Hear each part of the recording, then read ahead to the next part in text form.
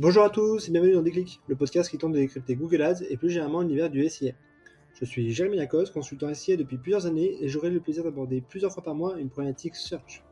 Sans langue de bois mais toujours avec bienveillance, l'ambition au cours de chaque épisode est de déconstruire les mythes autour de Google Ads, une plateforme qui vient de fêter ses 20 ans, en partageant mes échanges, lectures et retours d'expérience. Chaque mois, je ferai un récap des différentes actualités du search et plus particulièrement de Google Ads. Pour ce 8e exercice, passons en revue les différentes annonces de l'année ici et là, avec un mois de septembre plutôt pauvre en grandes annonces. La première annonce concerne les dépenses en search. Ici, pas de morosité en vue. Aux États-Unis, l'investissement en search pourrait atteindre 112 milliards d'euros en 2022, soit quasiment le double de 2019, dont 56% uniquement pour Google, loin devant Microsoft et Amazon.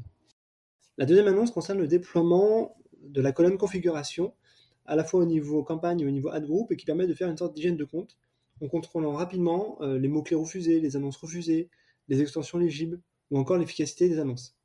L'objectif étant ici de gagner du temps et d'être beaucoup plus efficace.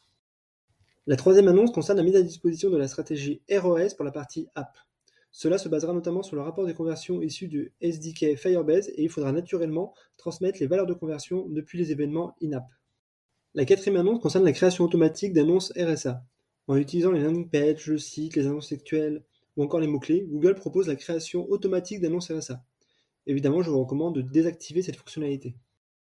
La cinquième annonce concerne les recommandations. Il est désormais possible en 2 clics de tester les recommandations Google au lieu de les appliquer directement. Cela est hyper efficace et vous permet effectivement d'abord d'AB tester avant de mettre en prod.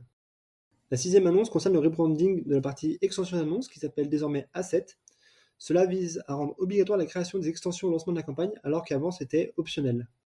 Et enfin, la dernière annonce concerne notamment Microsoft Ads avec 3 annonces. La première, c'est après Google, Facebook, il est désormais possible d'importer les campagnes depuis Pinterest.